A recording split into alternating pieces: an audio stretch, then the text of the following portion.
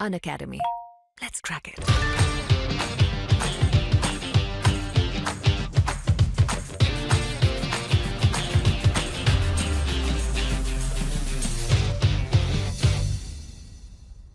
चलिए इस क्लास में हम बात करने वाले हैं इंटरनेट के बारे में। तो इंटरनेट आपको पता है, यहाँ पे देखिए देख सकते हैं हम। इंटरनेट आपको अलग अलग प्रकार से जो सिलेबस है, यानी कि एमपीपीएससी का जो सिलेबस है, जैसे कि अगर बात करें प्री की, तो प्री में आपको जो 9th नंबर का चैप्टर है उसके अंतर्गत आपको सूचना एवं संचार प्रौद्योगिकी यानी कि इंफॉर्मेशन एंड कम्युनिकेशन टेक्नोलॉजी के अंतर्गत यहाँ देखिए आपको इंटरनेट वाला जो टॉपिक है वो देखने को मिलेगा। साथ में इसके अंतर्गत हम बहुत सारी चीज़ें पढ़ेंगे और साथ इसके अलावा इसके बाद हम जो है सोशल नेटवर्किंग से रिलेटेड चीज़ें यहाँ पे जानेंगे। और यहाँ देखिए ई गवर्नेंस हमारा कंप्लीट हो चुका है, ई कॉमर्स भी कंप्लीट हो चुका है, तो ये अब हमारा कंप्लीट हो जाएगा 3 टॉपिक। उसके बाद हम देखेंगे इलेक्ट्रॉनिकी, सूचना एवं संचार प्रौद्योगिकी, इसके बाद रोबोटिक्स, आर्टिफिशियल इंटेलिजेंसी और साइबर सिक्योरिटी। तो ये कंप्लीट रूप से 9 नंबर का चैप्टर हमारे यहाँ कंप्लीट हो जाएगा। उसके बाद हम इसके कुछ क्विज यहाँ पे अटेम्प्ट करेंगे, यानी कि क्विज फॉर्मेट में देखेंगे। इसके बाद अगर बात करें मेंस की, तो मेंस में आपको साइंस एंड टेक्नोलॉजी यानी कि जो पेपर 3 है मेंस के अंतर्गत, उसके अंतर्गत 4th नंबर की यूनिट है। और यहाँ आपको देखिए इंटरनेट वाला टॉपिक है देखने को मिलेगा। तो इंटरनेट की अगर बात करें यहाँ पे, तो यहाँ देखिए इंटरनेट और साथ में ईमेल वाली जो चीज़ें देखने को मिलेगी, तो वो भी हम यहाँ पे कवर करेंगे। साथ में यहाँ देखिए सोशल मीडिया भी दिया है, ई गवर्नेंस दिया है, तो ई गवर्नेंस हमारा कंप्लीट हो चुका है। विभिन्न प्रकार के पोर्टल है, ये साइट्स है, वेब पेजेस, ये हम कंप्लीट कर लेंगे। उसके बाद कंप्यूटर की कुछ बेसिक चीज़ें दी, यानी कि कंप्यूटर के प्रकार है, कंप्यूटर क्या होता है, पीढ़ी जो जनरेशन्स होती है। उसके अलावा कुछ जो कंपोनेंट्स है, यानी कि मेमोरी क्या होती है, input output devices, storage devices, software, hardware, operating system, Microsoft जो विंडोज़ है, उसके बारे में हमको देखना है। ऑफिस के उपयोग है, कंप्यूटर की जो प्रोग्रामिंग भाषा है, इंटरप्रेटर वगैरह, ये सभी चीज़ें यहाँ पे देखेंगे। तो चलिए पहले हम इंटरनेट के बारे में जान लेते हैं। इंटरनेट होता क्या है? इंटरनेट को जानने से पहले हमको जानना पड़ेगा नेटवर्क होता क्या है। तो नेटवर्क आपको पता होगा, ठीक है। नेटवर्क होता क्या है? जैसे मान लीजिए एक कंप्यूटर है और एक कंप्यूटर दूसरा है, इन दोनों कंप्यूटर को हम आपस में कनेक्ट करेंगे। आप क्यों कनेक्ट करेंगे ये आपको पता होना चाहिए। देखिए कनेक्ट इसलिए करेंगे क्योंकि कोई पर्टिकुलर उद्देश्य होना चाहिए। पर्टिकुलर उद्देश्य हमारे पास में है कि एक कंप्यूटर की जो सूचना है, जो इन्फॉर्मेशन है, वो दूसरे कंप्यूटर में ट्रांसफर कर सकें और दूसरे कंप्यूटर की इस कंप्यूटर में। तो 2 या 2 से अधिक कंप्यूटरों को आपस में किसी पर्टिकुलर उद्देश्य यानी कि सूचनाओं के आदान प्रदान करने के लिए जब हम आपस में कनेक्ट करते हैं पर्टिकुलर माध्यम से, तो उसे हम क्या बोलेंगे, उससे बनता है नेटवर्क। और नेटवर्क होते हैं 3 प्रकार के। 3 प्रकार के नेटवर्क कौन कौन से होते हैं? एक तो लैन होता है, एक होता है मैन और एक होता है वैन। तो मुख्य रूप से जो है ब्रॉड कैटेगरी में देखें तो लैन, मैन और वैन होता है। लैन होता है लोकल एरिया नेटवर्क, यानी कि एक बिल्डिंग है, कॉलेज है, एक यूनिवर्सिटी के अंतर्गत वर्क करेगा। मैन होता है मेट्रोपॉलिटन एरिया नेटवर्क, यानी कि महानगर के अंतर्गत वर्क करेगा। और वैन होता है अंतर्राष्ट्रीय स्तर पर चलने वाला जो नेटवर्क है, जिसके अंतर्गत कई मतलब लाखों करोड़ों की संख्या में लैन होते हैं, मैन होते हैं। तो उनको आपस में मिलाकर एक बड़ा नेटवर्क तैयार किया जाता है अंतर्राष्ट्रीय स्तर का, जिसको बोला जाता है वाइड एरिया नेटवर्क। और वाइड एरिया नेटवर्क का सबसे अच्छा उदाहरण आपको इंटरनेट देखने को मिलेगा। तो इंटरनेट की अगर मैं परिभाषा बताऊं तो इंटरनेट एक प्रकार का वाइड एरिया प्रकार का नेटवर्क है, जो कि अंतर्राष्ट्रीय स्तर पर फैला हुआ है, जिसकी सहायता से कोई भी व्यक्ति, एक दुनिया के एक कोने में बैठा व्यक्ति दुनिया के दूसरे कोने में बैठे व्यक्ति से आसानी से संपर्क स्थापित कर सकता है। तो हम देख सकते हैं इंटरनेट के बारे में बेसिक तौर पर। और इंटरनेट एक प्रकार का महाजाल है, जो कि दुनिया का सबसे बड़ा और व्यस्ततम नेटवर्क, कंप्यूटर नेटवर्क यहाँ पे माना जाता है। यह इंफॉर्मेशन टेक्नोलॉजी की आधुनिक प्रणाली है, जो कि कम्युनिकेशन के लिए मानक प्रोटोकॉल के माध्यम से संचालित होती है। इंटरनेट को हिंदी में अंतरजाल भी कहा जाता है, ठीक है। इंटरनेट यानी कि अंतरजाल इसको कहा जाता है। आई होप ये बेसिक आपको समझ में आएगा इंटरनेट होता क्या है। उसके बाद देखिए दुनिया के जो कंप्यूटर है उनको आपस में जोड़ना क्या कहलाता है? इंटरनेट कहलाता है। और ये जब यह नेटवर्क इंटरनेट स्थापित हो जाता है, तो हम एक विशाल यानी कि बहुत बड़ा जो जाल है, नेट है, उसका एक हिस्सा बन जाते हैं, ग्लोबल, जिसको ग्लोबल नेटवर्क की परिभाषा हम देख सकते हैं, ठीक है। और इस नेटवर्क से जुड़े किसी भी कंप्यूटर में उपलब्ध कोई भी सूचना अपने कंप्यूटर में आसानी से प्राप्त कर सकते हैं। जैसे कि मैंने बताया था, एक कंप्यूटर जो यूज़र है अगर इंटरनेट से कनेक्ट है, तो वो दुनिया के किसी भी कोने में बैठे व्यक्ति से आसानी से जो है संपर्क स्थापित कर सकता है और सूचनाओं का आदान प्रदान भी वहाँ पर कर सकता है। इंटरनेट से जुड़े हुए प्रत्येक कंप्यूटर की एक अलग पहचान होती है। इस विशेष पहचान को हम यूनिक आइडेंटिटी यानी कि उसको आईपी एड्रेस कहा जाता है। जैसे एक कंप्यूटर यूज़र है, मतलब वो कंप्यूटर चला रहा है, तो उसका एक एड्रेस होगा, मतलब कहाँ से वो कंप्यूटर चला रहा है, उस कंप्यूटर का एक नाम होता है, जिसको एक जो है नंबर्स के फॉर्म में दर्शाया जाता है। उस नंबर्स को यहाँ पे आईपी एड्रेस कहा जाता है। और उस आईपी एड्रेस को इस प्रकार दर्शाया जाता है, ये आप देख सकते हैं। नॉर्मली एक कंप्यूटर का जो है 192.168.1.1 यानी कि जो 255 तक एक कंप्यूटर नेटवर्क में, मतलब एक स्विच में मैक्सिमम जो है एक लैन में क्या हो सकता है 255 कंप्यूटर यहाँ पे आपस में कनेक्ट हो सकते हैं एक स्विच में। तो इसी प्रकार जोड़ जोड़ कर जो है रूटर के माध्यम से या फिर जो स्विच है हब के माध्यम से अलग अलग यहाँ पे जो है नेटवर्क को जोड़ा जा सकता है। तो एक कंप्यूटर का जो एड्रेस होता है उसको आईपी एड्रेस यहाँ पे बोला जाता है। इंटरनेट प्रोटोकॉल इसको बोला जाता है। प्रोटोकॉल होते क्या है वो हम आगे देखेंगे। जैसे अपनी ज़िंदगी को जीने के लिए कुछ रूल्स होते हैं, उसी प्रकार यहाँ कंप्यूटर में अगर इंटरनेट चलाना है तो उसके लिए भी कुछ रूल्स होते हैं कि किस प्रकार सूचना आदान प्रदान होगी, उसके लिए रूल्स होते हैं। तो उनको बोला जाता है प्रोटोकॉल। और प्रोटोकॉल में ही एक प्रोटोकॉल आईपी एड्रेस आपको देखने को मिलेगा। आईपी एड्रेस को डोमेन नेम सर्वर, जो डीएनएस होता है डोमेन नेम सर्वर, यानी कि इसके द्वारा एक नाम दिया जाता है, आईपी एड्रेस को रिप्रेजेंट करता है। और इस नाम को हम बोल सकते हैं, जैसे कि अपनी वेबसाइट यहाँ देख सकते हैं www.sarkarstudybase.com। तो ये एक नाम हो गया किसका, इस आईपी एड्रेस का। मतलब आईपी एड्रेस है, आईपी एड्रेस को याद रखना कठिन होता है, उसको सरल फॉर्म में कन्वर्ट करना क्या कहलाता है, एक नाम दे दिया जाता है किसके द्वारा, डीएनएस के द्वारा, यानी डोमेन नेम सर्वर के द्वारा। तो उसको हम यहाँ पे वेबसाइट का यूआरएल बोलते हैं। ठीक है, यूआरएल बोलते हैं जिसको जो ब्राउजर होता है, ब्राउजर में यूआरएल बॉक्स में हम उसको टाइप करते हैं। तो ये होता है एक प्रकार से वेबसाइट का नाम। और वेबसाइट के नाम के बैकग्राउंड में क्या चल रहा है, आईपी एड्रेस चल रहा है। इसको डोमेन नेम भी बोला जाता है। किसी कंप्यूटर की लोकेशन का नाम है जिसे डोमेन नेम सर्वर, जो आईपी एड्रेस यानी कंप्यूटर से जोड़ दिया जाता है। यदि आप एमपीपीएससी और व्यापम से संबंधित एग्जाम की तैयारी कर रहे हैं तो अनअकैडमी आपके लिए लेकर आया है आकर्षक फ्री प्लान। और फ्री प्लान के अंदर आपको क्या मिलने वाले हैं, 500 से ज़्यादा फ्री लाइव क्लासेस मिलेगी यहाँ पे हर वीक, डाउट क्लियरिंग सेशन के साथ। वीकली मॉक फ्री टेस्ट यहाँ पे चलते हैं और फ्री लाइव क्विज यहाँ पे चलती है। 20,000 से ज़्यादा क्वेश्चन यहाँ पे सभी सब्जेक्ट को मिलाकर कराए जा रहे हैं। T20 फ्री लाइव क्विज यहाँ पे चलती है। 20 क्वेश्चन होते हैं, 20 मिनट में आपको इसका आंसर देना होता है। डेली सीरीज 8 बजे चलती है। इसके लिए आपको करना क्या है, इसके लिए आपको डाउनलोड करना है अनअकैडमी का ऐप और एमपीपीएससी से संबंधित गोल यूज करना है। और यहाँ पे एमपीपीएससी का गोल यूज करके आपको यहाँ पे एक ऑप्शन आएगा प्रोमो कोड डालने का। यहाँ पे प्रोमो कोड डालिए सरकार 10, याद रहे सरकार 10। प्रोमो कोड डालने के बाद ही आप इस फ्री प्लान को अनलॉक कर सकते हैं। तो इस फ्री प्लान को अनलॉक करने के लिए प्रोमो कोड डालिए सरकार 10 और आप इस प्लान को ले सकते हैं। और यदि आप प्रीलिम्स की तैयारी कर रहे हैं तो यहाँ पे एनरोल कीजिए प्रीलिम्स चैंपियनशिप में। यहाँ पे टॉप 3 रैंकर्स को मिलेगा 1 मंथ का फ्री सब्सक्रिप्शन अनअकैडमी की तरफ से।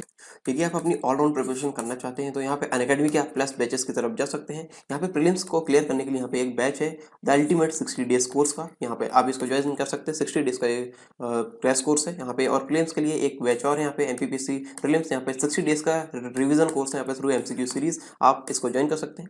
और यहाँ पे यदि आप तैयारी अपनी एमपीपीएससी की शुरू से करना चाहते हैं तो यहाँ पे 10 महीने का फाउंडेशन बैच है, आप इसे ज्वाइन कर सकते हैं। और यहाँ पे आपको शुरू से एकदम बताया जाएगा कि किस प्रकार से आपको अपनी तैयारी करनी है। और संपूर्ण ज्ञान सीरीज और ये संकल्प एमपीपीएससी प्रीलिम्स के बैच को आप ज्वाइन कर सकते हैं।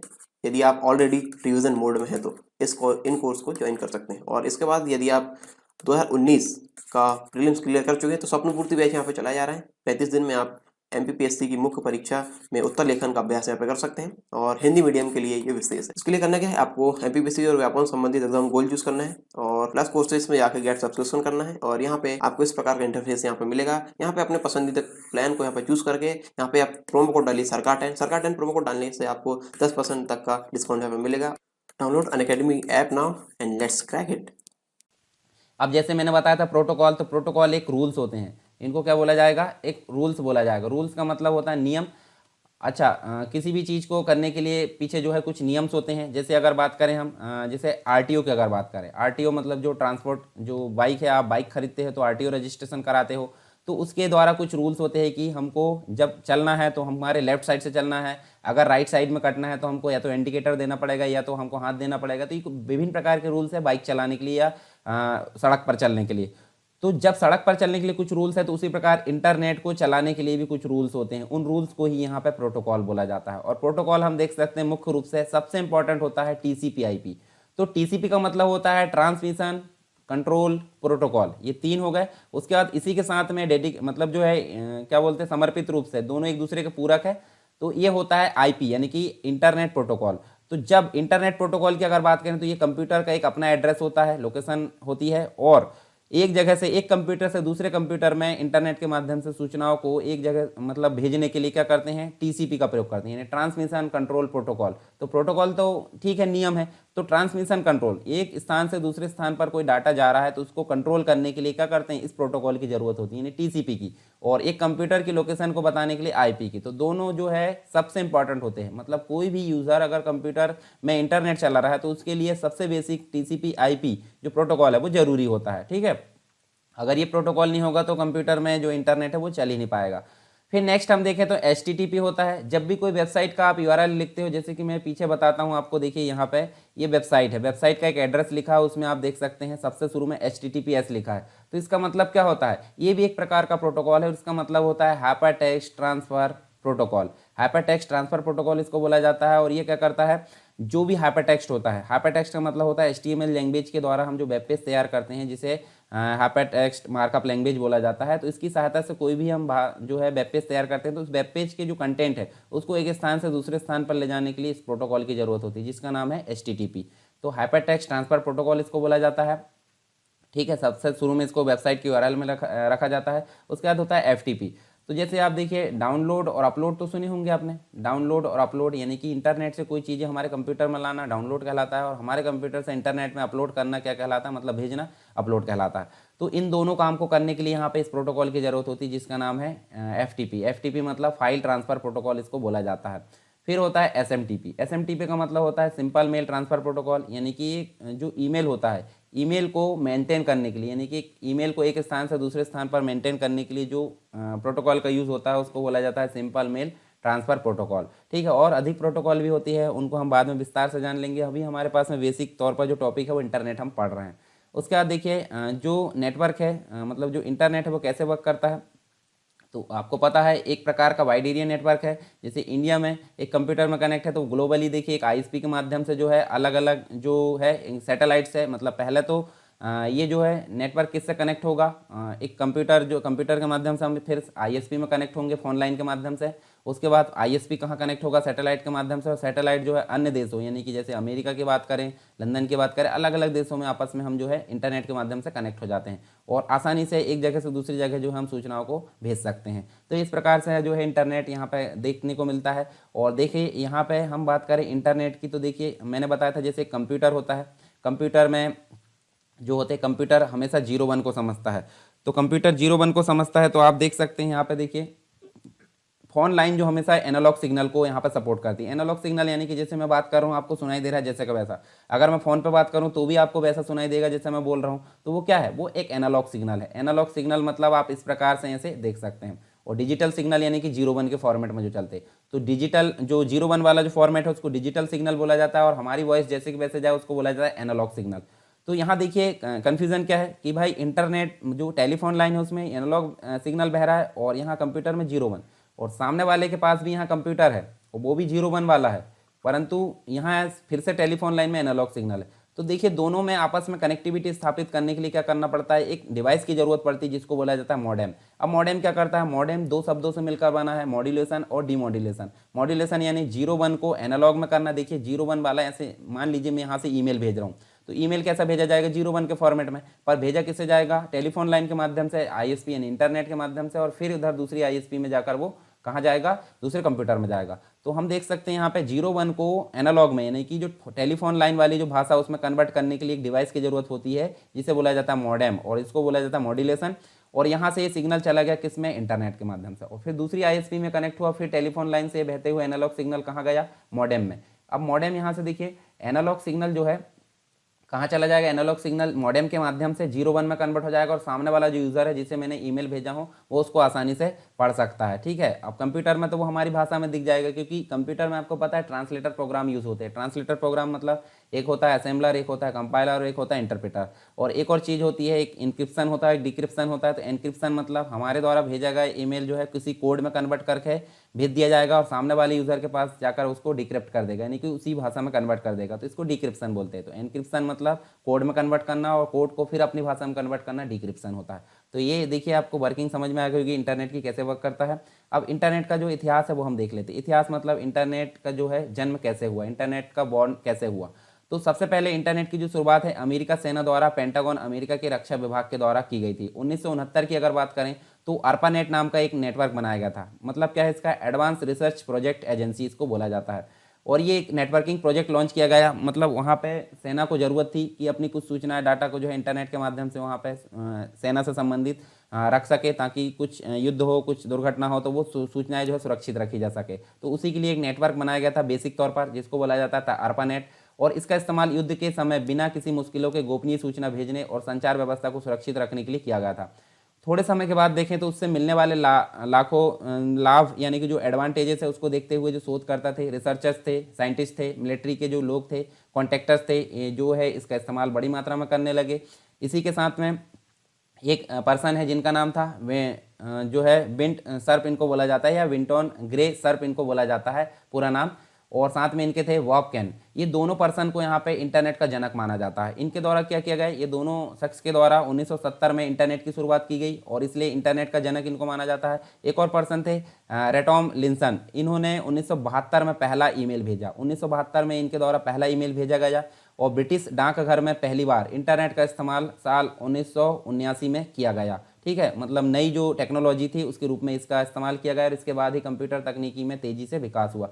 नेशनल साइंस फाउंडेशन ने कुछ हाई स्पीड कंप्यूटरों को जोड़कर 1980 में एक नेटवर्क को तैयार किया जिसे NSF नेट जो है उसको बोला जाता है, जिसके बाद इंटरनेट जो है इसकी नींव यानी बेसिक तौर पर इसकी जो आधारशिला यहाँ पर रखी गई। और इसी साल अगर देखें तो बिल गेट्स इसकी कंपनी थी, बिल गेट्स की कंपनी माइक्रोसॉफ्ट, इन्होंने अपने ऑपरेटिंग सिस्टम जो कि IBM कंप्यूटर का था उस पर लगाने का ये सौदा मतलब जो है यहाँ पे एग्रीमेंट किया। और इसके साथ ही हम देखें तो 1984 में हमको क्या देखने को मिलता है, इस नेटवर्क से जो 1000 से भी ज़्यादा निजी कंप्यूटर यहाँ पे जुड़ गए। इसके बाद धीरे धीरे इसमें तेज़ी से विकास हुआ। आज इसके जो है दुनिया के सबसे बड़े नेटवर्क के रूप में ये धारण कर चुका है इंटरनेट। मतलब कोई भी व्यक्ति इससे अछूता नहीं है। बिना इंटरनेट के आज की जीवन की कल्पना करना असंभव माना जाता है किसी भी व्यक्ति की।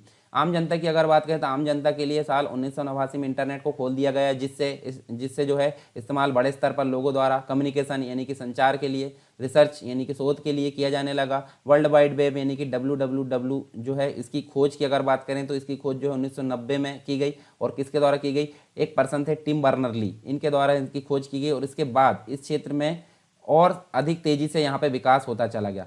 शिक्षा एवं रिसर्च से संबंधित सूचनाओं के आदान प्रदान के लिए हाई स्पीड नेटवर्क को विकसित करने के उद्देश्य से यहाँ पे 1991 में national research and education network, जिसे NREN बोला जाता है, इसकी स्थापना की गई। इसके बाद हम देखते हैं 1990 के दशक में जो है बेसिक तौर पर जो इंटरनेट है उसका विकास। तो देखिए यहाँ पे 1990 में जो ARPANET बना था, ARPANET तो 1969 में बना था, तो ARPANET को यहाँ पे रद्द कर दिया गया यानी कि भंग कर दिया गया। 1991 में मिनेसोटा यूनिवर्सिटी में गोफर को विकसित किया गया और गोफर इंटरनेट पर सूचनाएं देने व ढूंढने के लिए एक जो है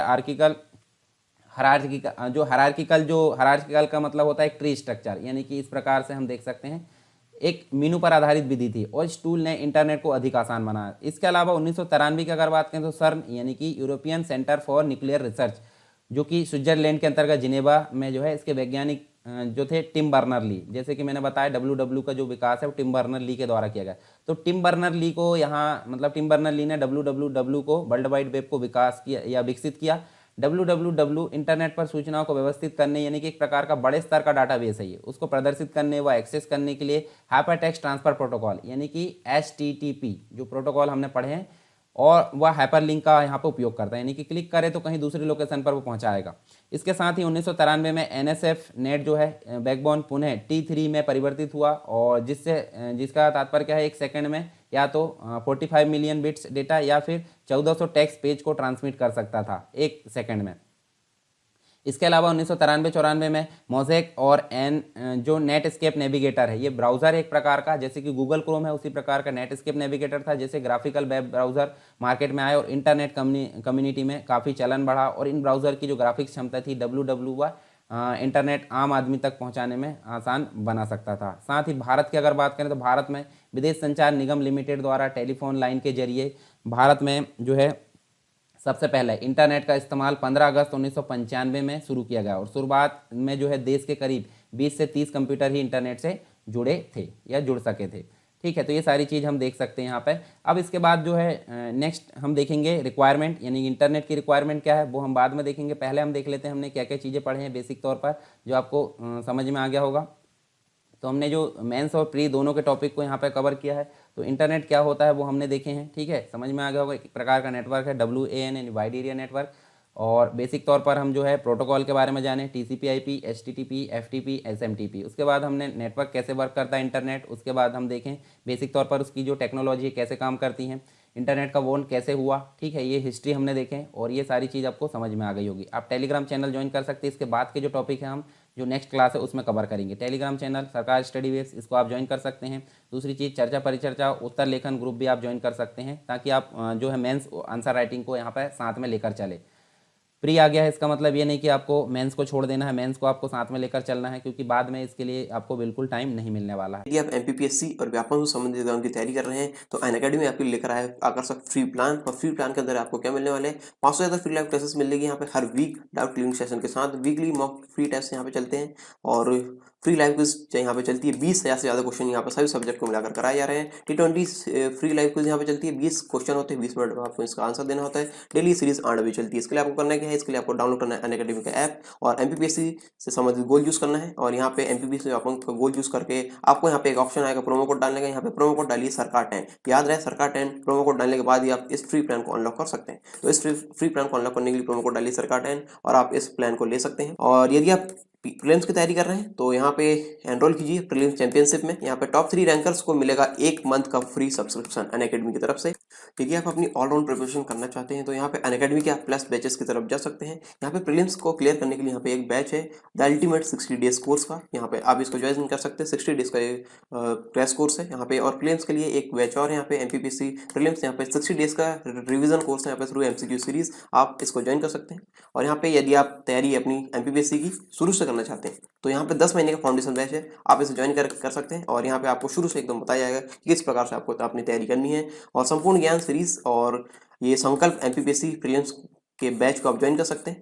यदि आप ऑलरेडी रिविजन मोड में हैं तो इन कोर्स को ज्वाइन कर सकते हैं। और इसके बाद यदि आप 2019 का प्रीलिम्स क्लियर कर चुके हैं तो स्वप्न पूर्ति बैच यहाँ पे चलाया जा रहा है। 35 दिन में आप एमपीपीएससी की मुख्य परीक्षा में उत्तर लेखन का अभ्यास यहाँ पे कर सकते हैं। और हिंदी मीडियम के लिए ये विशेष है। इसके लिए करना क्या है, आपको एमपीपीएससी और व्यापम संबंधित एग्जाम गोल चूज करना है और प्लस कोर्सेज में जाकर गेट सब्सक्रिप्शन करना है। और यहाँ पे आपको इस प्रकार का इंटरफेस यहाँ पे मिलेगा। यहाँ पे अपने पसंदीदा प्लान को यहाँ पे चूज करके यहाँ पे आप प्रोमो कोड डालिए सरकार 10 प्रोमो कोड डालने से आपको 10% तक का डिस्काउंट यहाँ पे मिलेगा। Download Unacademy app now and let's crack it.